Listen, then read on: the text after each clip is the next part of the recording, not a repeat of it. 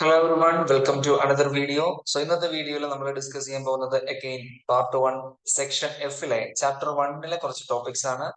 Database, data warehouse, അതുപോലെ തന്നെ enterprise resource planning, അതായത് ERP, EPM, അതുമായിട്ട് ബന്ധപ്പെട്ട ക്വസ്റ്റ്യൻസ് ആണ് ഇന്ന് ഡിസ്കസ് ചെയ്യാനായിട്ട് പോകുന്നത്. So don't waste time, let's get into it. Question number 1. A collection of related data files combined in one location to eliminate redundancy that can be used by different application programs or transaction processing and can be accessed by multiple users is known as. അതായത് ഒരു related data ഫയൽസിന്റെ collection അത് എവിടെയാണ് ഇരിക്കുന്നത്? ഒരു single ലൊക്കേഷനിൽ, ഒരു common ലൊക്കേഷനിലാണ് ഇരിക്കുന്നത്. Eliminate redundancy എന്ന് പറഞ്ഞാൽ duplications ഇല്ലാണ്ടാകും. So related data files in a single location and it is used by different application, that is called, അല്ലെങ്കിൽ അതിനെ നമ്മൾ എന്താ വിളിക്കുക? ഡേറ്റ വെയർഹൗസ് എന്നാണോ, ഡേറ്റാ ബേസ് എന്നാണോ, ഡേറ്റ ലേക്ക് എന്നാണോ, ഡേറ്റ മാർക്ക് എന്നാണോ? Always remember what is that? എന്താണ് നമ്മൾ അതിനെ വിളിക്കുക പേര്? ഡേറ്റ ബേസ് എന്നാണ്, ഡേറ്റ വെയർഹൗസ് എന്നല്ല. ഡേറ്റ ബേസ് എന്നുള്ളതാണ് അതിന്റെ കറക്റ്റ് ആയിട്ടുള്ള ആൻസേഴ്സ്. ഡേറ്റ വെയർഹൗസ് എന്ന് പറഞ്ഞാൽ എന്താണ്? കുറെ അധികം ഡേറ്റാ ബേസുകളുടെ കളക്ഷനെയാണ് ഡേറ്റാ വെയർഹൗസ് എന്ന് വിളിക്കുന്നത്. മൾട്ടിപ്പിൾ ഡേറ്റാ ബേസസ് ഒരു സിംഗിൾ ലൊക്കേഷനിൽ സ്ട്രക്ചേർഡ് ആയിട്ടുള്ള ഡേറ്റ കളക്ട് ചെയ്ത് വെക്കുന്നതിനെ we call it as data warehouse. Collection of related data ഫയൽസിനെ combine for a single location is called database. Next question.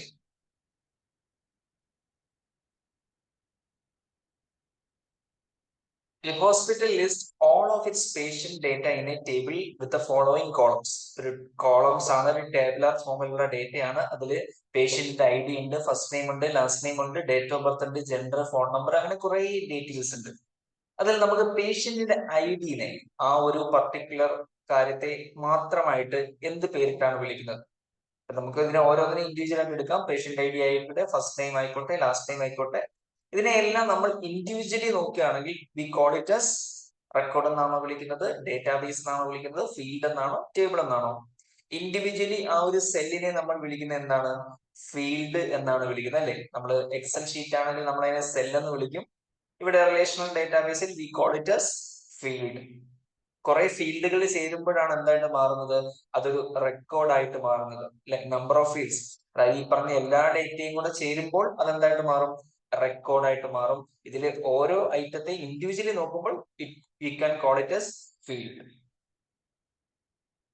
Next question. A database that consists of a group of related tables containing structured data in a organized format. Group of related tables. Tables എന്ന് കേൾക്കുമ്പോൾ തന്നെ നമ്മുടെ മനസ്സിലേക്ക് വേറെ ഒന്നും വരേണ്ട ആവശ്യമില്ല. അതേതായിരിക്കും? Relational database ആണല്ലേ. ഒരു database that is A group of related tables ആണെങ്കിൽ അവിടെ ഉള്ളത് സ്ട്രക്ചേർഡ് ഡേറ്റ ആണ് എന്നും പറഞ്ഞിട്ടുണ്ട്. So we can call it as relational database. വളരെ ഈസി ആയിട്ടുള്ള ചോദ്യമാണത്. ടേബിൾ അല്ലെങ്കിൽ ടാബുലർ ഫോം എന്ന് കേട്ടാൽ പിന്നീട് സംശയമൊന്നും ആവശ്യമില്ല. Which of the following is not a function of database management system? Database അല്ലെങ്കിൽ DBMS-ന്റെ ഫംഗ്ഷൻ അല്ലാത്തത് ഏത് എന്നാണ് ചോദിച്ചിരിക്കുന്നത്. DBMS-ന്റെ ഫംഗ്ഷൻ അല്ലാത്തത്. ഓപ്ഷൻസ് ഒന്ന് വായിച്ചു നോക്കിക്കോളൂ. അപ്പോൾ ഇതിനകത്ത് 3 കാര്യങ്ങൾ DBMS-ന്റെ ഫംഗ്ഷൻ ആണ് എന്നുള്ളതാണ്. ഒരെണ്ണം മാത്രം ഫംഗ്ഷൻ അല്ല. Just go through the options.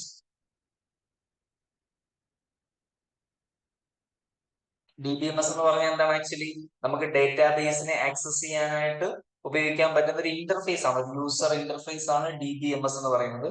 അപ്പൊ ആ DBMS-ന് ചെയ്യാൻ പറ്റുന്ന കുറച്ചധികം ആക്ടിവിറ്റീസ് ഉണ്ട്.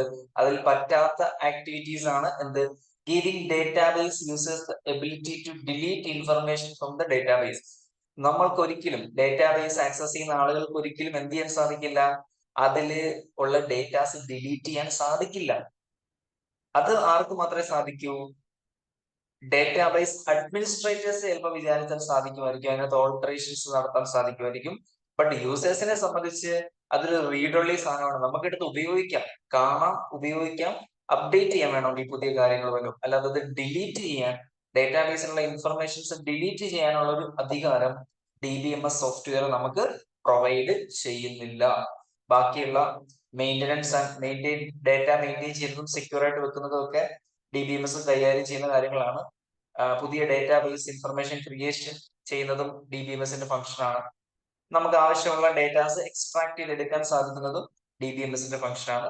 ബട്ട് ഡിലീറ്റ് ചെയ്ത് കളയുക എന്ന് പറയുന്നത് DBMSന്റെ ഫംഗ്ഷൻ അല്ല. Which of the following is a false statement about DBMS application environment? ഒരു തെറ്റായ സ്റ്റേറ്റ്മെന്റ് DBMSനെ പറ്റി വീണ്ടും നമ്മുടെ ചോദിച്ചിരിക്കുകയാണ്. തെറ്റായ ഒരു സ്റ്റേറ്റ്മെന്റ് ഏത് എന്നാണ് ചോദിച്ചത്. ക്വസ്റ്റ്യൻസ് ഓപ്ഷൻസ് വായിച്ചു നോക്കുക. Data is used concurrently by multiple users. Data is shared by passing files between programs or systems. ശരിയാണോ എന്ന് ആലോചിച്ച് നോക്കുക. Option data definition is independent of any one program. Physical structure of data is independent of the user needs. കുറച്ച് tough ആയിട്ടുള്ള question ആണ്. പെട്ടെന്ന് നമുക്ക് ഒരു ശീലം കണ്ടുപിടിക്കാനായിട്ട് കുറച്ച് ബുദ്ധിമുട്ടുണ്ട്. ബട്ട് ഓപ്ഷൻ ബി നിങ്ങൾ ശ്രദ്ധിച്ചു കഴിഞ്ഞാൽ അതിനകത്ത് ചില മിസ്റ്റേക്കുകൾ ഉണ്ട്, അല്ലെങ്കിൽ DBMSന്റെ ഫംഗ്ഷൻ ആണോ അതെന്നുള്ളത് ഒന്ന് ഇരുത്തി ചിന്തിച്ചാൽ മനസ്സിലാക്കാവുന്നതാണ്. അത് തന്നെയാണ് റോങ് ആയിട്ടുള്ള ഫാൾസ് സ്റ്റേറ്റ്മെന്റ് എന്ന് പറയുന്നത്. Data is shared by passing files between programs or system. അങ്ങനെ ഒരു കാര്യം DBMS എന്ത് ചെയ്യുന്നില്ല. കാരണം DBMSന്റെ പ്രത്യേകത എന്ന് പറയുന്നത് തന്നെ ഒരു സെൻട്രലൈസ്ഡ് ആയിട്ടിരിക്കുന്ന ഡേറ്റാബേസിനെ ഉപയോഗപ്പെടുത്താൻ നമ്മളെ ഹെൽപ്പ് ചെയ്യുക എന്നുള്ളതാണ്. അവിടെ നമ്മൾ ഡേറ്റ മറ്റൊരിടത്തേക്കോ മറ്റു സിസ്റ്റത്തിലേക്കോ ഒന്നും ഷെയർ ചെയ്യുന്നൊന്നുമില്ല. DBMS ഉപയോഗിച്ച് നമ്മളൊരു സെൻട്രലൈസ്ഡ് ലൊക്കേഷനിൽ ഇരിക്കുന്ന ഡേറ്റ ഉപയോഗിക്കുക മാത്രമാണ് ചെയ്യുന്നത്. അപ്പൊ അതുകൊണ്ട് തന്നെ ഇത് പാസ് ചെയ്യുന്നു, മറ്റുള്ള സിസ്റ്റത്തിലേക്ക് ഷെയർ ചെയ്യുന്നു എന്നൊക്കെ ഉള്ളത് ഒരു തെറ്റായ സ്റ്റേറ്റ്മെന്റ് ആണ്. ഇവിടെ നിങ്ങൾക്ക് പെർസെന്റേജ് കാണാൻ സാധിക്കും. വെറും 23% സ്റ്റുഡൻസ് മാത്രമേ ശരിയാക്കിയിട്ടുള്ളൂ. Which means this question is ഒരു ടഫ് ക്വസ്റ്റ്യൻ ആണ്. ബട്ട് റിമെമ്പർ ദിസ്, ഇങ്ങനെ ഒരു പരിപാടി DBMS ചെയ്യുന്നില്ല. ഡേറ്റ ഷെയർ ചെയ്യുന്നില്ല, മറ്റ് സിസ്റ്റത്തിനോ പ്രോഗ്രാംസിന്റെ ഇടയിലേക്ക് ഷെയർ ചെയ്ത് കൊടുക്കുന്നില്ല എന്നുള്ളത് ഓർത്തിരിക്കും. Next question. Data language interface would a database administrator use to establish structure of data tables. ഡേറ്റാബേസിന്റെ സ്ട്രക്ചർ എസ്റ്റാബ്ലിഷ് ചെയ്യാനായിട്ട് DBMS അഡ്മിനിസ്ട്രേറ്റർ അല്ലെങ്കിൽ ഡേറ്റാബേസ് അഡ്മിനിസ്ട്രേറ്റർ ഉപയോഗിക്കുന്നത് ഏതായിരിക്കും? ഡേറ്റ കൺട്രോൾ ലാംഗ്വേജ് ആണോ, ഡെഫിനിഷൻ ലാംഗ്വേജ് ആണോ, ക്വറി ലാംഗ്വേജ് ആണോ, മാനിപ്പുലേഷൻ ലാംഗ്വേജ് ആണോ? നമുക്ക് 3 ടൈപ്പ് ലാംഗ്വേജസ് ആണുള്ളത്. Data definition language, data query language, data manipulation language. Data manipulation language നമ്മൾ ഉപയോഗിക്കുന്നത് ഡേറ്റാബേസിൽ അപ്ഡേറ്റ് വരുത്താനും ഓൾട്ടറേഷൻസ് വരുത്താനും ഡിലീറ്റ് ചെയ്യാനും ഒക്കെയാണ് ഡേറ്റ മാനിപ്പുലേഷൻ ലാംഗ്വേജ് ഉപയോഗിക്കുന്നത്. ക്വറി ലാംഗ്വേജ് ഉപയോഗിക്കുന്നത് നമുക്ക് എന്തെങ്കിലും ഒരു ഡേറ്റ അതിൽ നിന്ന് ആക്സസ് ചെയ്യാൻ, റിട്രീവ് ചെയ്യാൻ, നമുക്ക് ആവശ്യമുള്ള ഡേറ്റാസ് എടുക്കാനാണ് ക്വറി ലാംഗ്വേജ് യൂസ് ചെയ്യുന്നത്. അപ്പൊ ഇതായിരിക്കും ഉത്തരം. ഡേറ്റ ഡെഫിനിഷൻ ലാംഗ്വേജ് ആണ് ഇവിടെ ശരിയായ ഉത്തരം. നമുക്ക് ഡേറ്റാബേസ് ടേബിളിന്റെ സ്ട്രക്ചർ എസ്റ്റാബ്ലിഷ് ചെയ്യാനായിട്ട് നമ്മളെ ഹെൽപ്പ് ചെയ്യുന്നത് ഡേറ്റ ഡെഫിനിഷൻ ലാംഗ്വേജ് ആണ്. Please note that data definition language short form is DDL, DQL and DML. ഓരോ ലാംഗ്വേജസും എന്തിനാണ് ഉപയോഗിക്കുന്നതെന്ന് ഓർത്തിരിക്കുക.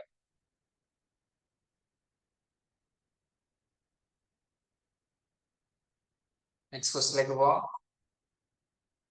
Which of the following statement is false with respect to data definition language? Data definition languageുമായിട്ട് ബന്ധപ്പെട്ട് തെറ്റായ statement ഏത് എന്നാണ് ചോദിച്ചിരിക്കുന്നത്. ഓപ്ഷൻസ് നോക്കുക. Data definition language use to create database schema. എന്താണ് സ്കീമ? ഒരു ഡേറ്റയുടെ ലോജിക്കൽ സ്ട്രക്ചർ ആണ് സ്കീമ എന്ന് പറയുന്നത്. ലോജിക്കൽ സ്ട്രക്ചർ നമ്മൾ തൊട്ട് മുന്നേ ചെയ്ത ക്വസ്റ്റ്യനിലും സ്ട്രക്ചറിനെ പറ്റിയാണ് പറയുന്നത്. സോ അത് ശരിയാണോ തെറ്റാണോ എന്ന് ആലോചിച്ച് നോക്കുക. Data definition language is used to update the stored data in database. Update ചെയ്യാൻ ഉപയോഗിക്കുന്നത് ഡേറ്റ ഡെഫിനിഷൻ ലാംഗ്വേജ് ആണോ? ആലോചിച്ച് നോക്കുക. അപ്ഡേറ്റ് ചെയ്യാൻ ഉപയോഗിക്കുന്നത് നമ്മൾ ഏതാണ്? ഡേറ്റ മാനിപ്പുലേഷൻ ലാംഗ്വേജ് ആണ്. Which language? Data manipulation language ആണ്. നമുക്ക് ഡേറ്റാബേസിൽ ഡേറ്റ അപ്ഡേറ്റ് ചെയ്യാനും പുതിയ ഡേറ്റ ഇൻസർട്ട് ചെയ്യാനും എന്തെങ്കിലും ഡിലീറ്റ് ചെയ്യാനോ ഓൾട്ടർ ചെയ്യാനോ ഒക്കെ ഉപയോഗിക്കുന്നത് ഡേറ്റ മാനിപ്പുലേഷൻ ലാംഗ്വേജ് ആണ്, not data definition language. Next question. Relational ഡേറ്റാബേസുമായിട്ട് നമുക്ക് ഇന്റർഫെയർ ചെയ്യാനായിട്ട് നമ്മളെ ഹെൽപ്പ് ചെയ്യുന്ന ഒരു സ്റ്റാൻഡേർഡ് ലാംഗ്വേജ് എന്താണ്? ഇന്ററാക്ഷനിൽ നമ്മളെ ഹെൽപ്പ് ചെയ്യുന്ന സാധനം ഏതാണെന്നാണ് ചോദിച്ചിരിക്കുന്നത്. റിലേഷണൽ ഡേറ്റാബേസിൽ നമ്മൾ ഏറ്റവും കൂടുതൽ പോപ്പുലർ ആയിട്ട് യൂസ് ചെയ്യുന്ന ഒരു ക്വറി ലാംഗ്വേജ് എന്ന് പറയുന്നത് സ്ട്രക്ചേർഡ് ക്വറി ലാംഗ്വേജ് അഥവാ SQL ആണ് അല്ലെ, നമ്മൾ കേട്ടിട്ടുള്ളതാണ്, പഠിച്ചിട്ടുള്ള കാര്യമാണ്. SQL ആണ് തീർച്ചയായിട്ടും റിലേഷണൽ ഡേറ്റാബേസിനെ ആക്സസ് ചെയ്യാനായിട്ട് നമ്മളെ ഹെൽപ്പ് ചെയ്യുന്നത്. അൺസ്ട്രക്ചേർഡ് ഡേറ്റ, റിലേഷണൽ ഡേറ്റാബേസിന്റെ ഓപ്പോസിറ്റ് എന്ന് പറഞ്ഞാൽ അൺസ്ട്രക്ചേർഡ് ആയിട്ടുള്ള ഡേറ്റ ആണ്. അൺസ്ട്രക്ചേർഡ് ഡേറ്റാസ് ഒക്കെ നമുക്ക് കിട്ടാനായിട്ടും ആക്സസ് ചെയ്യാനായിട്ടും നമ്മൾ ഉപയോഗിക്കുന്നത് ഏതാണ്? NoSQL ആണ്. NoSQL എന്നൊരു സോഫ്റ്റ്വെയർ ആണ്. അതുപോലെ തന്നെ MongoDB എന്നൊരു സോഫ്റ്റ്വെയർ നമ്മൾ പോപ്പുലർ ആയിട്ട് യൂസ് ചെയ്യുന്നുണ്ട്. ഇത് കൂടാതെ മറ്റു ചില ഒരുപാട് സോഫ്റ്റ്വെയർസ് അവൈലബിൾ ആണ്. പോപ്പുലർ ആയിട്ടുള്ളത് NoSQL ആണ്. സ്ട്രക്ചേർഡ് ഡേറ്റ ആണെങ്കിൽ, റിലേഷണൽ ഡേറ്റാബേസ് ആണെങ്കിൽ popular one is structured query language അഥവാ SQL ആണ്.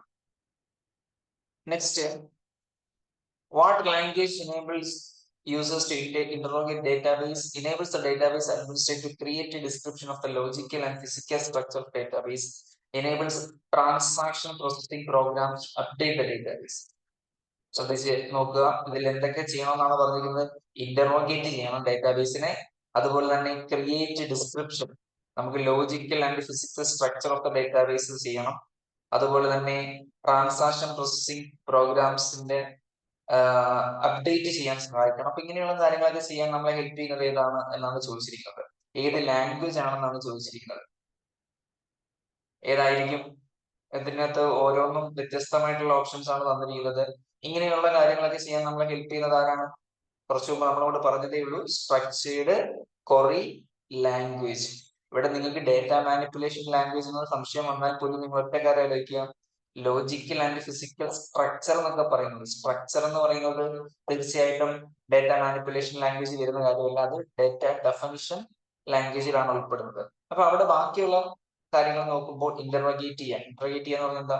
നമ്മുടെ സംശയങ്ങൾ നമ്മൾ ചോദിച്ച് മനസ്സിലാക്കിയാണ്. സോ ഡേറ്റാബേസ് ഇരിക്കുന്ന ഡേറ്റയെ ആക്സസ് ചെയ്ത് അതിൽ നിന്ന് നമുക്ക് ആവശ്യമായിട്ടുള്ള ഇൻഫർമേഷൻസ് എടുക്കുകയാണ് ചെയ്യുന്നത്. അപ്പൊ ഇതിനൊക്കെ നമ്മളെ ഹെൽപ്പ് ചെയ്യുന്നത് സ്ട്രക്ചേർഡ് ക്വറി ലാംഗ്വേജ് അഥവാ SQL ആണ്. A database management system can best be defined as dash. അതിനെ കറക്റ്റ് ആയിട്ട് ഡിഫൈൻ ചെയ്യുന്നത് ഏത് എന്നാണ് ചോദിച്ചിരിക്കുന്നത്. ഓപ്ഷൻസ് ഒന്ന് വായിച്ചു നോക്കുക. ബെസ്റ്റ് ആയിട്ട് ഡിഫൈൻ ചെയ്തിരിക്കുന്നത് ഡേറ്റാബേസ് മാനേജ്മെന്റ് സിസ്റ്റത്തെ, ഡേറ്റാബേസിനെ അല്ല, ഡേറ്റാബേസ് DBMSനെയാണ്. രണ്ടും രണ്ടാണ്.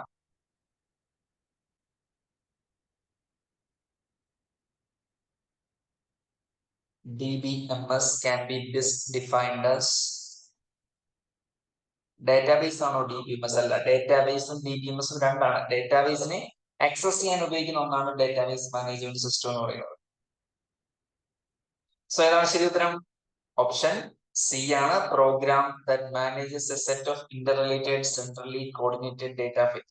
ഓക്കെ, ഒരുപാട് ഡെഫിനിഷൻസ് നമുക്ക് ഡേറ്റാബേസ് മാനേജ്മെന്റ് സിസ്റ്റത്തിന് കിട്ടും. സോ ഇവിടെ തന്നിരിക്കുന്നതിൽ this one is the apt one.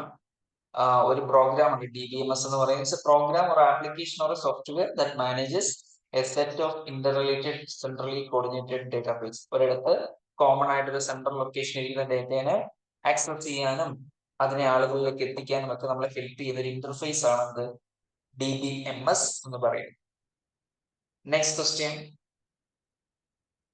what can database query tools such as SQL provide that generic reports from a database cannot?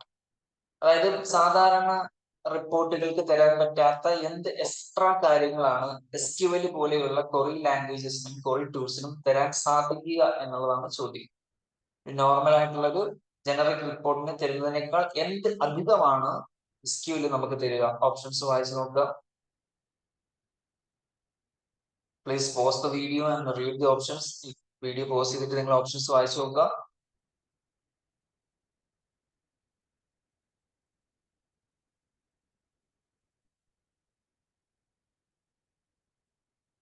So what is the right answer? നിങ്ങളുടെ ഉത്തരം കിട്ടിയെന്ന് വിചാരിക്കുന്നു.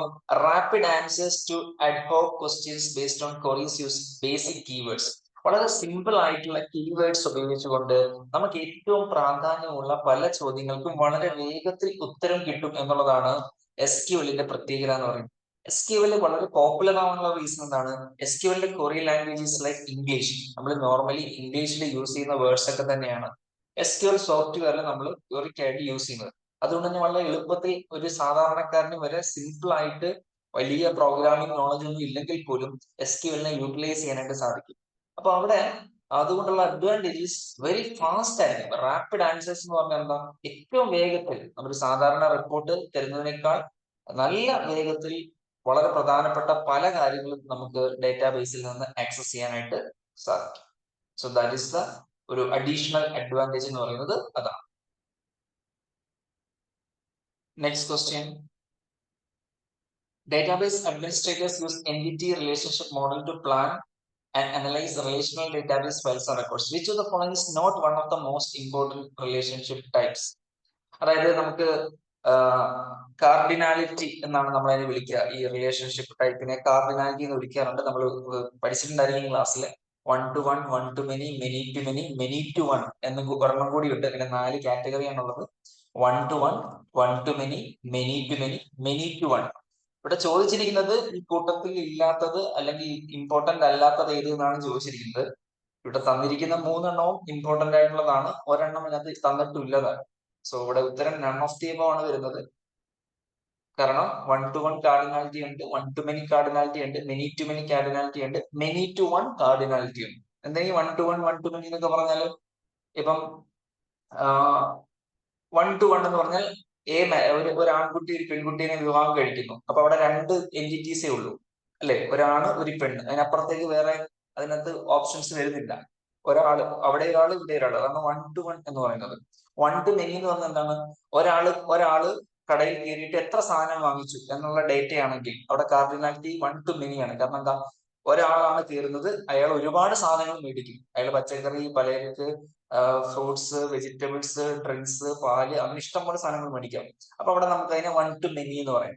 Many to many എന്ന് പറഞ്ഞാൽ എന്താണ്, many to many എന്ന് പറയുമ്പോൾ നമുക്ക് അവിടെ ഒരു കുറെ കുട്ടികൾ ഒരു സ്കൂളിൽ പഠിക്കാൻ പോകുന്നു, അത് വേണമെങ്കിൽ എടുക്കാം. അപ്പം അവിടെ കോഴ്സുകൾ ഉണ്ടല്ലോ, ഒരു 500 കുട്ടികളുണ്ട്. 500 കുട്ടികളും എടുക്കുന്നത് പല കോഴ്സുകളായിരിക്കും. ഓരോ കുട്ടികളും ഡിഫറെന്റ് കോഴ്സസ് ആയിരിക്കും. ചിലര് ഫിസിക്സ് ആയിരിക്കും, ചിലര് മാത്സ് ആയിരിക്കും, ചിലര് സുവോളജി ആയിരിക്കും, ചിലര് ബയോളജി ആയിരിക്കും, ചിലര് കൊമേഴ്സ് ആയിരിക്കും, ബികോം ആയിരിക്കും, ബികോം തന്നെ കോർപ്പറേഷൻ ആയിരിക്കാം, ഫിനാൻസ് ആയിരിക്കാം, ടാക്സ് ആയിരിക്കാം.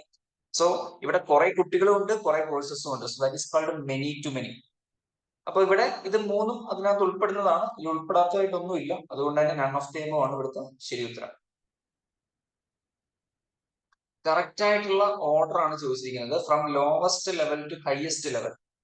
നമ്മൾ ഡേറ്റാബേസ് സ്ട്രക്ചറിനെ കറക്റ്റ് ആയിട്ടുള്ള ഒരു ഓർഡർ, ആദ്യം ഏത്, രണ്ടാമതേത്, മൂന്നാമതേത്, നാലാമതേത്. ഏറ്റവും ആദ്യം തുടങ്ങുന്ന എവിടെയായിരിക്കും, ഫീൽഡിലായിരിക്കും അല്ലേ. നമ്മൾ പറഞ്ഞു ഒരു യൂണിറ്റിനെ നമ്മൾ എന്താ വിളിക്കുന്നത്, ഫീൽഡ് എന്നാണ് വിളിക്കുന്നത്. So we start with field. Field കഴിഞ്ഞാൽ ആരായിരിക്കും, കുറെ ഫീൽഡുകൾ ചെയ്യുന്നതാണ് റെക്കോർഡ് ആവുന്നത്. ഓക്കെ, കുറെ ഫീൽഡുകൾ ചേർന്ന റെക്കോർഡ് ആവും. അതിനുശേഷമുള്ള 2 തെറ്റാൻ സാധ്യതയുള്ളത്. ഡേറ്റാബേസ് ഫയലാണോ, ഫയൽ ഡേറ്റാബേസ് ആണ്. ബിറ്റ്വീൻ സി ആൻഡ് ഡി, സിയും ഡിയിൽ ഏതാണ് ശരിയെന്ന് നിങ്ങളൊന്ന് ആലോചിച്ച് നോക്കുക. Field, record, file and database അല്ലെ, അതല്ലേ കറക്റ്റ് ആയിട്ട് നിങ്ങൾ.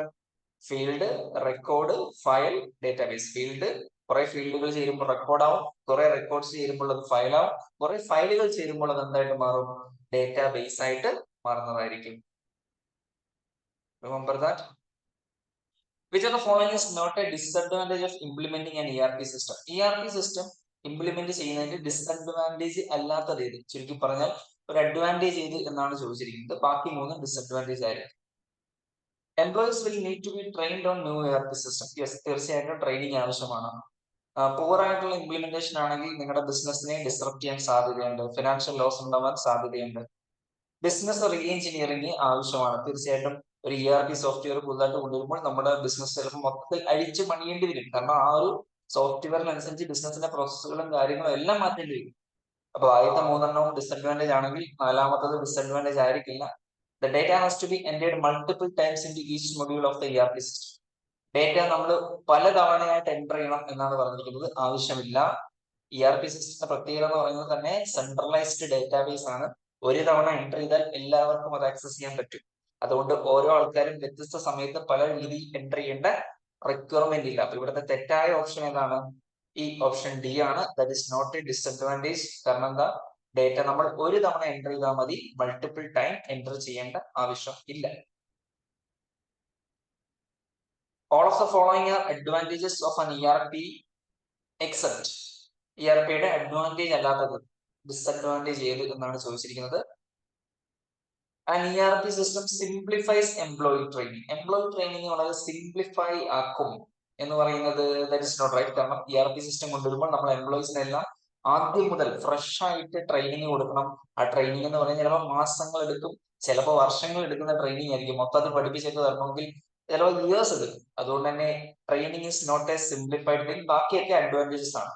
ഇൻവെന്ററി കുറച്ചുകൂടെ ബെറ്റർ ആയിട്ട് മാനേജ് ചെയ്യാം, കമ്മ്യൂണിക്കേഷൻ കോർഡിനേഷൻ ഒക്കെ ഇംപ്രൂവ് ആവും, ഡേറ്റ ഡ്യൂപ്ലിക്കേഷൻ കുറയും. All those things are benefits. Simplified training എന്ന് പറയുന്നത് എന്താണ്? ബെനിഫിറ്റ് അല്ല, ആക്ച്വലി ട്രെയിനിങ് ബുദ്ധിമുട്ടാണ് സംഭവിക്കുക.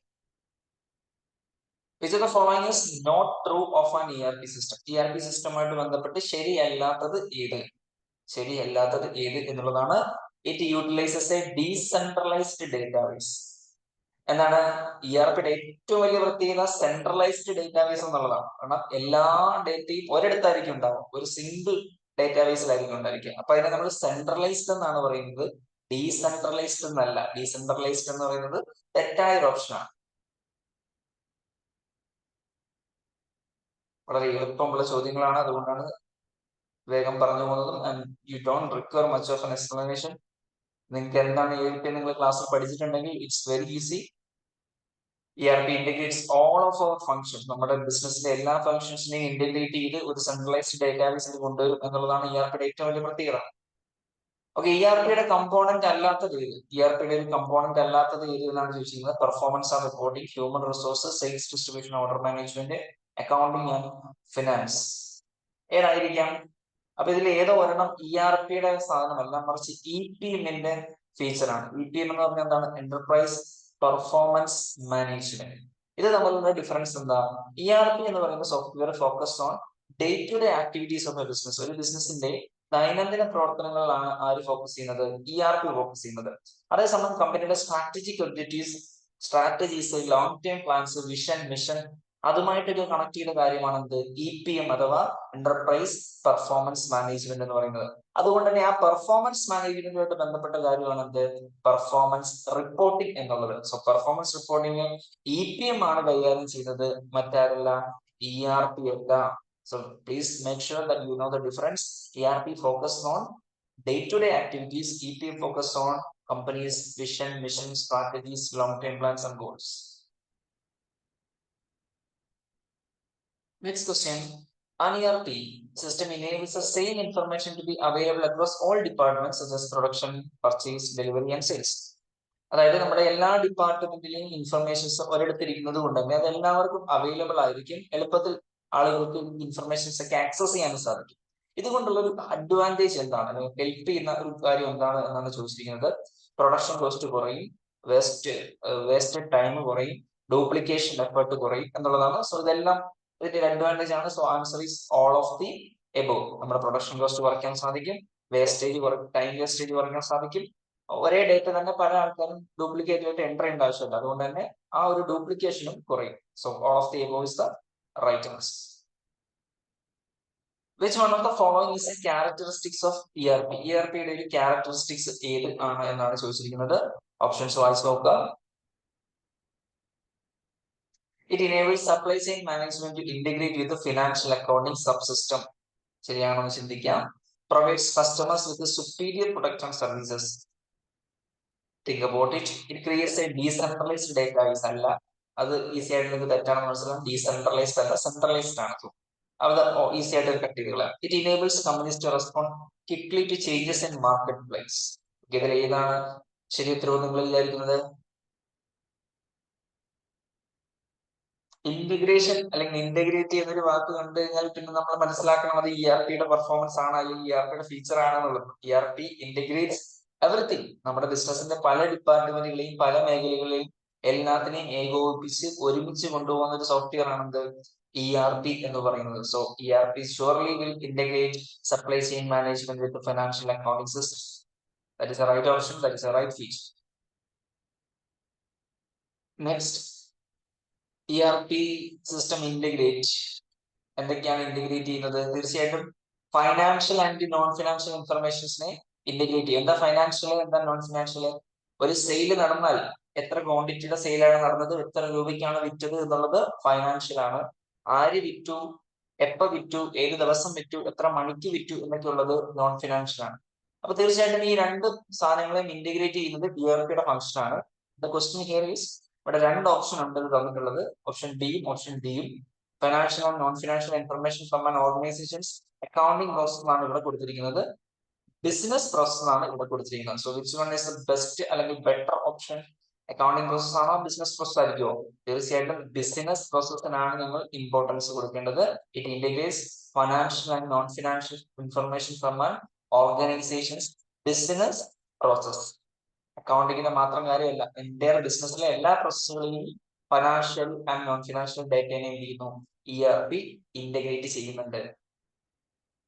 നെക്സ്റ്റ്, ഒരു ERPയുടെ പ്രൈമറി അഡ്വാൻറ്റേജ് ഏത് എന്നാണ് ചോദിക്കുന്നത്. പ്രൈമറി അഡ്വാൻറ്റേജ് തീർച്ചയായിട്ടും സെൻട്രലൈസേഷൻ ഓഫ് ഡേറ്റ തന്നെയാണ്. എല്ലാ ഡേറ്റകളെയും ഒരു കുടക്കീഴിൽ കൊണ്ടുവരിക എന്നുള്ളത് തന്നെയാണ് ERPയുടെ പ്രൈമറി അഡ്വാൻറ്റേജ് എന്ന് പറയുന്നത്. നമുക്ക് ഓരോ ഇൻഡിവിജ്വൽ ഡിപ്പാർട്ട്മെന്റിന് സോഫ്റ്റ്വെയർ സ്റ്റോറേജ് ഒന്നും ആവശ്യമില്ല, എല്ലാവരുടെയും കാര്യം ഒരിടത്തായിരിക്കും.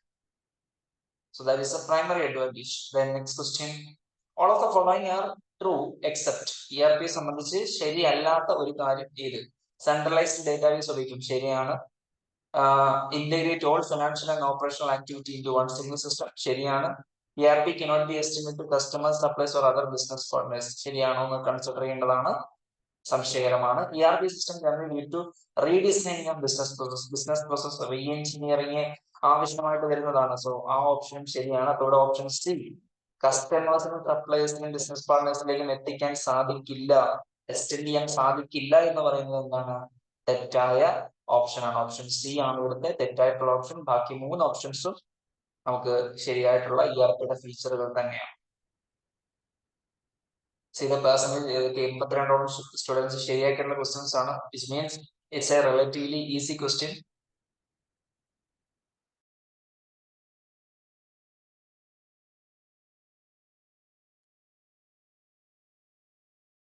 നെക്സ്റ്റ് ക്വസ്റ്റ്യൻ വലിയ ക്വസ്റ്റ്യൻ ആണ്. Smart backups incorporation specialized in making backpacks. ഒരു ബാക്ക് പാക്ക് ഒക്കെ ഉണ്ടാക്കുന്ന ഒരു കമ്പനിയാണ്. ഓയിൽ 80% of the sales are for standard backpacks. Company also offers customisable backpacks. ഇവരുടെ ടോട്ടൽ സെയിൽസിന്റെ 80% ഇവര് സാധാരണ രീതിയിലുള്ള ബാക്ക് പാക്ക് ആണ് വിൽക്കുന്നത്. എന്നാൽ ബാക്കിയുള്ളത് ഒരു കസ്റ്റമൈസ്ഡ്, അതായത് ഓരോ ഇൻഡിവിജ്വൽ കസ്റ്റമറിന് താല്പര്യമുള്ള രീതിയിൽ അതിനെ പ്രത്യേക രീതിയിൽ രൂപകൽപ്പന ചെയ്തിട്ടായിരിക്കും വിൽക്കുന്നത്. Because building a custom backpack can take up to a week, the customer is not charged until their backpack is shipped.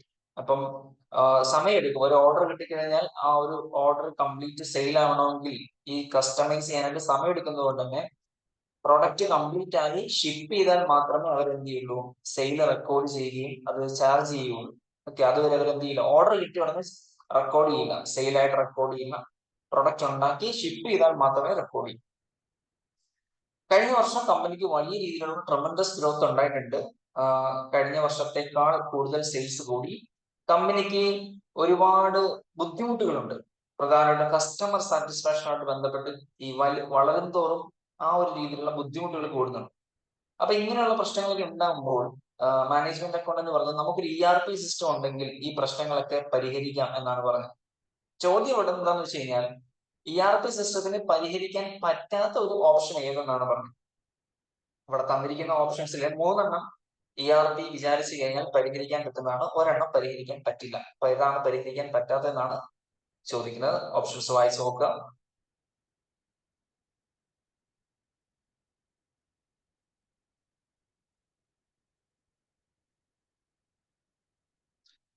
Video pause ചെയ്തിട്ട് നിങ്ങൾക്ക് ഓപ്ഷൻസ് സമയമെടുത്ത് വായിക്കാം. Then think about an answer. Then I will show the right answer. 3 എണ്ണം ERP കൊണ്ട് സാധിക്കുന്ന കാര്യങ്ങളാണ്, 1 മാത്രമേ സാധിക്കാത്തതായിട്ടുള്ളൂ.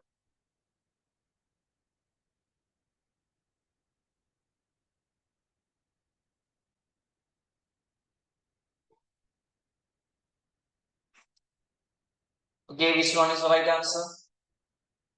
Option B, longer production times due to the number of customizable backpack options. അതായത് ബാക്ക്പാക്ക് ഓപ്ഷൻസ്, കസ്റ്റമൈസബിൾ ആയിട്ടുള്ള ബാക്ക്പാക്ക് ഓപ്ഷൻസ് ചോദിക്കുന്നവരുടെ എണ്ണം കൂടുന്നു, അതുകൊണ്ട് പ്രൊഡക്ഷൻ ടൈം കൂടുന്നു എന്ന് പറയുന്നത് ERPക്ക് കുറയ്ക്കാൻ പറ്റുന്ന കാര്യമാണോ? അല്ല, അത് കസ്റ്റമറിന്റെ എണ്ണം കൂടുന്നതനുസരിച്ച് നിങ്ങളുടെ ഈ പറഞ്ഞ കസ്റ്റമൈസേഷന്റെ എണ്ണം കൂടും, നിങ്ങളുടെ സമയം കൂടുതലെടുക്കും. അപ്പൊ ERP ഉണ്ടെന്ന് കരുതിയിട്ട് customer order കുറയ്ക്കില്ലല്ലോ.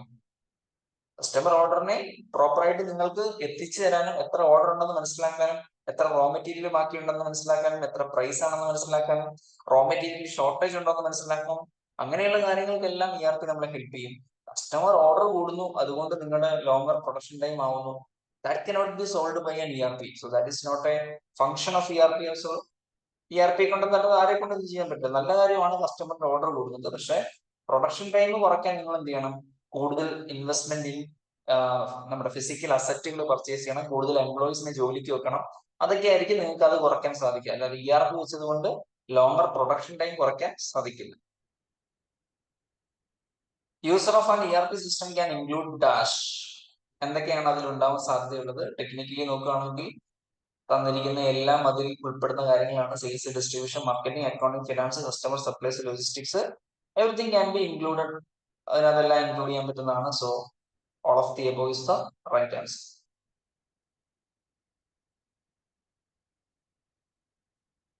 Which of the following are disadvantages of converting existing separate IT system to an ERP? നിലവിലുള്ള IT സിസ്റ്റം ഒരു ERP ആയിട്ട് കൺവേർട്ട് ചെയ്യുന്നത് കൊണ്ടുള്ള ഡിസഡ്വാൻറ്റേജുകൾ എന്തൊക്കെയെന്നാണ് ചോദിച്ചിരിക്കുന്നത്. റീ എഞ്ചിനീയറിംഗ് ആവശ്യമാണ്, തീർച്ചയായിട്ടും അതൊരു പ്രശ്നമാണ്, ഡിസഡ്വാൻറ്റേജ് ആണ്. പഴയ സിസ്റ്റത്തിൽ നിന്ന് പുതിയ സിസ്റ്റത്തിലേക്ക് ഡേറ്റ കൺവേർട്ട് ചെയ്യുന്നത് സമയമെടുക്കും, കോസ്റ്റ്ലിയുമാണ്, തീർച്ചയായിട്ടും ഡിസഡ്വാൻറ്റേജ് ആണ്. ഇൻഫർമേഷൻ ടെക്നോളജി സ്റ്റാഫ് കോസ്റ്റ് ഇൻക്രൂസ്, അത് ആലോചിക്കേണ്ടി വരും. കാരണം ഇൻഫർമേഷൻ ടെക്നോളജി സ്റ്റാഫിന്റെ എണ്ണം കുറയുകയല്ലേ ചെയ്യുന്നത്. നമുക്ക് ഓരോ ഡിപ്പാർട്ട്മെന്റിനും ഓരോ IT ടീമും IT സ്റ്റാഫിനും വെക്കുന്നതിന് പകരം ERP ആവുമ്പോൾ ആ സ്റ്റാഫ്, ഡ്യൂപ്ലിക്കേറ്റ് സ്റ്റാഫുകളൊക്കെ ഡിലീറ്റ് ചെയ്യാം, ടെർമിനേറ്റ് ചെയ്യാം. അപ്പൊ അവരുടെ ശമ്പളമൊക്കെ കുറയുകയാണ് ചെയ്യുന്നത്. സോ ഇൻക്രീസ് അല്ല, ഈ പോയിന്റ് നമുക്ക് കട്ട് ചെയ്യാം. തേർഡ് ഓപ്ഷൻ ഇല്ല. Then an ERP transition lead to system failures, cause of disruption. Yes, പുതിയ സിസ്റ്റം, പുതിയ ERP കൊണ്ടുവരുമ്പോൾ നമ്മുടെ ബിസിനസിനെ ഒരു സ്റ്റാറ്റിക് ഫോമിലേക്ക് വരാൻ സാധ്യത, ഡിസ്റപ്റ്റ് ആവാനുള്ള സാധ്യതയുണ്ട്. ദാറ്റ് ഇസ് എ നെഗറ്റീവ്, ഒരു disadvantage. ERP system has ongoing cost of hardware, system maintenance and updates. തീർച്ചയായിട്ടും ERP വാങ്ങുന്നത് കൂടാതെ പിന്നീട് അതിന്റെ റെഗുലർ അപ്ഡേറ്റ്സ്, മെയിൻ്റനൻസ്, അങ്ങനെയുള്ള കാര്യങ്ങൾക്കെല്ലാം ചെലവുണ്ട്. That is also a disadvantage. 5, data duplication കുറയും എന്നുള്ളത് ഡിസഡ്വാൻറ്റേജ് അല്ല, അഡ്വാൻറ്റേജ് ആണ്. സോ ഇവിടെ 3ഉം 6ഉം ആണ് അഡ്വാൻറ്റേജസ്. ബാക്കി 1, 2, 4, 5, 1, 2, 4, 5ഉം ഡിസഡ്വാൻറ്റേജസ് ആണ്. നമ്മളോട് ചോദിച്ചത് ഡിസഡ്വാൻറ്റേജസ് ഏതൊക്കെയാണെന്നല്ലേ. യെസ്. സോ 1, 2, 4, 5 വരുന്ന ഓപ്ഷൻ എവിടെ നിന്ന് നോക്കാം. 1, 2, 4, 5 option C, and that is the right answer. No data lake. Data lake എന്താണ്? അൺസ്ട്രക്ചേർഡ് ഡേറ്റകളുടെ ഒരു കൂമ്പാരമാണ് എന്ത്? ഡേറ്റ ലേക്ക് എന്ന് പറയുന്നത്. പ്രോസസ് ചെയ്യപ്പെടാത്ത massive body of information that is spread from multiple sources. Unstructured data കെട്ടിക്കിടക്കുന്ന സ്ഥലമാണ് data lake. Data warehouse can be described as dash. Data വെയർഹൗസിന്റെ correct ആയിട്ടുള്ള സ്റ്റേറ്റ്മെന്റ് ഏത് എന്നാണ് ചോദിച്ചിരിക്കുന്നത്. Warehouse. Centralized and integrated database of historical data about an organization. Data warehouse എന്ന് പറഞ്ഞാൽ എന്താണ്? ഒരു സെൻട്രലൈസ്ഡ് ഡേറ്റാബേസ് ആണ്. അവിടെയുള്ള ഡേറ്റ എന്താണ്? ഹിസ്റ്റോറിക്കൽ ഡേറ്റയാണ്. ഓൾറെഡി നടന്ന കാര്യങ്ങളെ പ്രോസസ് ചെയ്ത് സ്ട്രക്ചർ ആക്കിയിട്ടാണ് എവിടെ എത്തിക്കുന്നത്? ഡേറ്റ വെയർഹൗസിലേക്ക് എത്തിക്കുന്നത്.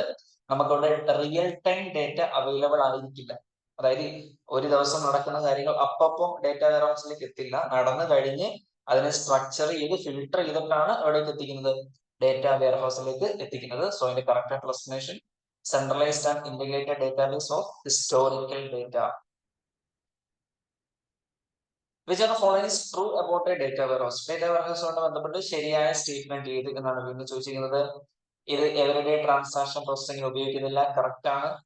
Data warehouse is usually updated by end users. തെറ്റാണ്. ഡേറ്റ വെയർഹൗസ് അപ്ഡേറ്റ് ചെയ്യുന്നത് end users അല്ല, അത് ഡേറ്റാബേസ് അഡ്മിനിസ്ട്രേറ്റേഴ്സ് ആണ് കേട്ടോ. ഡേറ്റ വെയർഹൗസിൽ ഡേറ്റ അപ്ഡേറ്റ് ചെയ്യുന്ന ആരാണ്? ഡേറ്റാബേസ് അഡ്മിനിസ്ട്രേറ്റേഴ്സ് ആണ്. എൻഡ് യൂസേഴ്സിന് അതിൽ കയറി നോക്കാം, ഉപയോഗിക്കാൻ, കാണാം, അത് മാത്രമേ ഉള്ളൂ. They are not the people who update. So ആ ഓപ്ഷൻ തെറ്റാണ്. ആ ഓപ്ഷൻ തെറ്റാകുമ്പോൾ തന്നെ ഓൾ ഓഫ് ദി അബോവ് തെറ്റാണെന്ന് നമുക്ക് പറയാൻ സാധിക്കും. Data warehouse contains only current data. Current data അല്ല കണ്ടെയ്ൻ ചെയ്യുന്നത്, ഹിസ്റ്റോറിക്കൽ ഡേറ്റ ആണ്. തൊട്ട് മുന്നത്തെ ക്വസ്റ്റ്യൻ നമ്മൾ പറഞ്ഞു ഹിസ്റ്റോറിക്കൽ ഡേറ്റയാണ് കണ്ടെയ്ൻ ചെയ്യുന്നത്. So option A is the right answer. ഇവ ബാക്കി മൂന്നും തെറ്റാണ്. നെക്സ്റ്റ് ക്വസ്റ്റ്യൻ, അൺസ്ട്രക്ചേർഡ് ഡേറ്റയെ ആക്സസ് ചെയ്യാൻ നമ്മൾ ഉപയോഗിക്കുന്ന ഡേറ്റാബേസ് മാനേജ്മെന്റ് സിസ്റ്റം ഏതാണ്? അൺസ്ട്രക്ചേർഡ്. സ്ട്രക്ചേർഡ് SQL ആണ് നമ്മൾ പറഞ്ഞിട്ടുണ്ടായിരുന്നു. അൺസ്ട്രക്ചേർഡ് ഏതായിരിക്കും? അപ്പോ NoSQL ആണ്. NoSQL ആണ് അൺസ്ട്രക്ചേർഡ് ഡേറ്റയെ ആക്സസ് ചെയ്യാനും ഇന്ററാക്ട് ചെയ്യാനായിട്ട് നമ്മൾ ഉപയോഗിക്കുന്നത്. NoSQL DBMS. ഓക്കെ, സ്ട്രക്ചേർഡ് ആണെങ്കിൽ SQL, അൺസ്ട്രക്ചേർഡ് ആണെങ്കിൽ NoSQL. Next question, which one of the following is not a function of an accounting information system that is integrated with ERP and EPM? EPM ERP-യുമായിട്ട് integrate ചെയ്തിരിക്കുന്ന AS സിസ്റ്റത്തിന്റെ function അല്ലാത്തത് എന്ത്? Options ഒന്ന് വായിച്ചു നോക്കാം. Post the video and read the options. Tough ആയിട്ടുള്ള questions വരുമ്പോഴാണ് ഞാൻ അത് പോസ്റ്റ് ചെയ്യാൻ പറയുന്നത്. So kindly take your time and read the options. EPM-ഉം ERP-യുമായിട്ട് ഇന്റഗ്രേറ്റ് ചെയ്തിരിക്കുന്ന AIS-ന്റെ ഫംഗ്ഷൻ അല്ലാത്തത് ഏത്?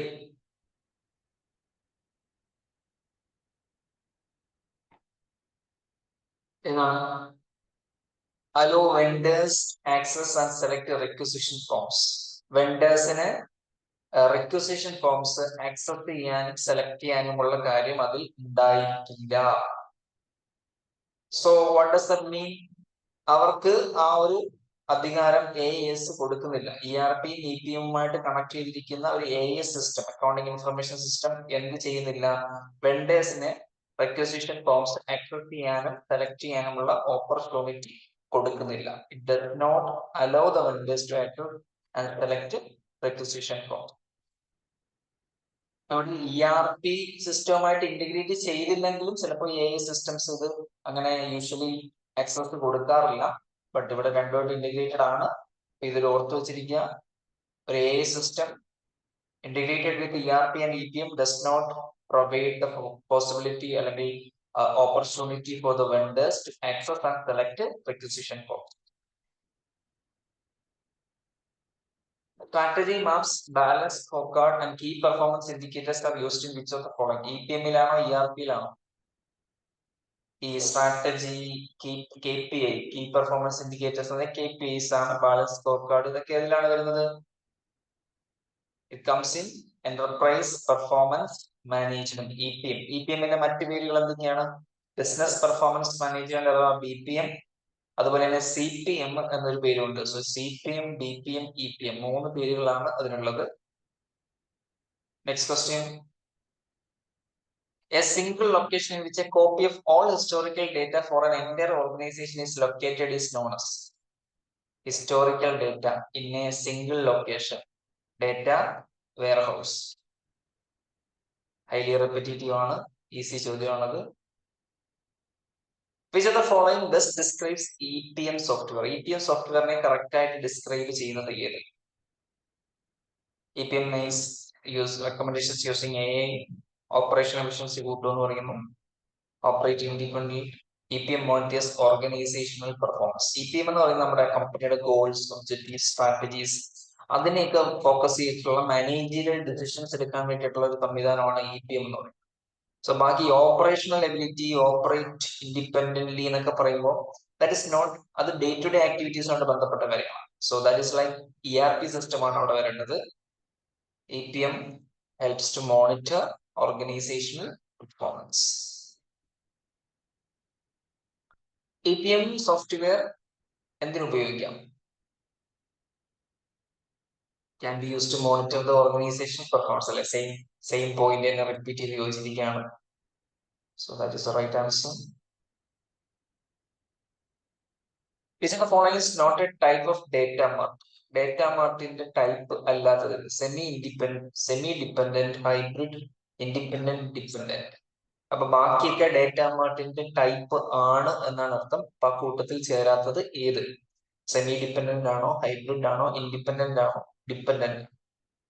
സോ ഡേറ്റാ മാർട്ടിനെ നമുക്ക് ഈ മൂന്ന് കാറ്റഗറീസ് ആയിട്ട് തരംതിരിക്കാം. ഏതൊക്കെ? Hybrid, independent, dependent. Okay, data മാർട്ടിന്റെ സബ്സെക്ഷൻസിനെ നമ്മൾ ഈ കാറ്റഗറിയിലാണ് പറയുന്നത്, ഡിപെൻഡന്റ്, ഇൻഡിപെൻഡന്റ്, ഹൈബ്രിഡ്. അപ്പൊ ഇവിടെ സെമി ഡിപെൻഡന്റ് ഏതൊരു കാറ്റഗറി ആക്ച്വലി ഇല്ല, കൂട്ടത്തിൽ ചേരാത്തതാണ് semi dependent. Which of the following is a type of data mart that draws data exclusively from an existing data warehouse? Existing ആയിട്ടുള്ള ഒരു ഡേറ്റ വെയർഹൗസിൽ നിന്ന് മാത്രം ഡേറ്റ ഡ്രോ ചെയ്യുന്ന ഡേറ്റ മാർട്ടിനെ നമ്മൾ എന്തെന്ന് വിളിക്കും? ഡിപ്പെൻഡന്റ് എന്ന് വിളിക്കോ, ഹൈബ്രിഡ് എന്ന് വിളിക്കോ, ഇൻഡിപെൻഡന്റ് എന്ന് വിളിക്കോ? സബ് സ്കീമ ഇവിടെ വരുന്നത് പോലുമില്ല. നമ്മളിപ്പോ പറഞ്ഞ 3 കാറ്റഗറി ഡിപ്പെൻഡന്റ്, ഹൈബ്രിഡ്, ഇൻഡിപെൻഡന്റ് ആണ്. ഓൾറെഡി ഉള്ള സാധനത്തിൽ നിന്ന് ഡേറ്റ എക്സ്ക്ലൂസീവ്ലി എടുക്കുന്ന ഏതായിരിക്കും? ഡിപ്പെൻഡന്റ് ആയിരിക്കുമോ, ഇൻഡിപെൻഡന്റ് ആയിരിക്കുമോ? Think about it. ആരായിരിക്കും?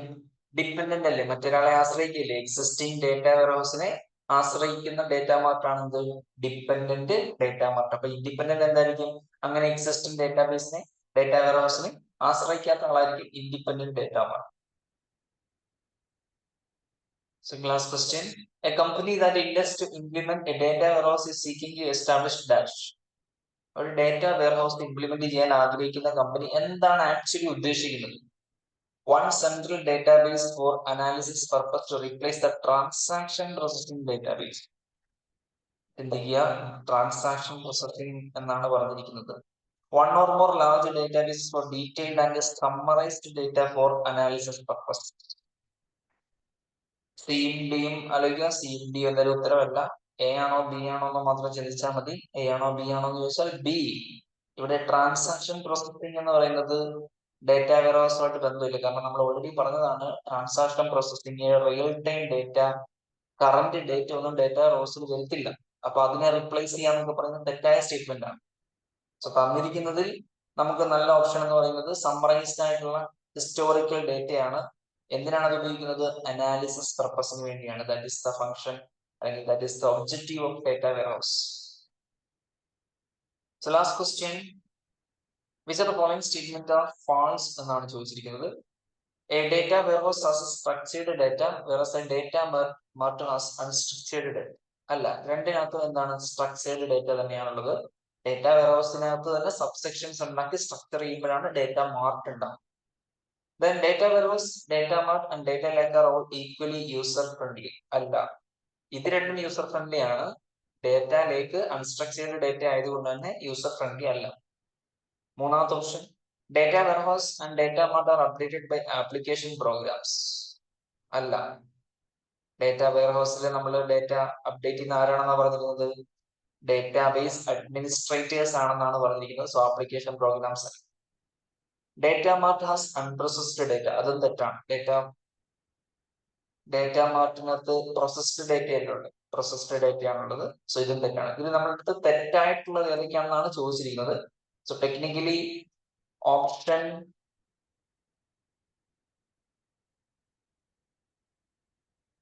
എല്ലാ ഓപ്ഷനും തെറ്റാണ് അല്ലെ? എല്ലാ ഓപ്ഷനും തെറ്റില്ല. നമ്മൾ വായിച്ച എല്ലാ ഓപ്ഷനും തെറ്റാണല്ലോ. 1 2 3 4 ഓപ്ഷൻ ഉണ്ട്. യെസ്,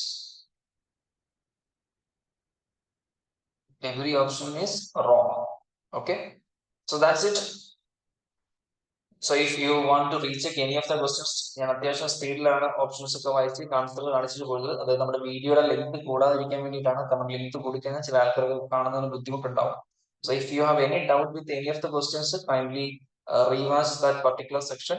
ഒന്നൊരിടത്ത് ക്വസ്റ്റ്യൻ വായിച്ച് ഓപ്ഷൻസ് കൃത്യമായിട്ട് വായിച്ച് നിങ്ങൾ സ്വയം ഓപ്ഷൻസിന്റെയൊക്കെ മീനിങ്സ് നോക്കാം. ഇൻ കേസ് എന്തെങ്കിലും ഡൗട്ട്സ് ഉണ്ടെങ്കിൽ കമന്റ് ബോക്സിൽ ചോദിച്ചിരുന്നാൽ മതി. മറ്റൊരു വീഡിയോയിൽ വീണ്ടും കാണാം. Thank U.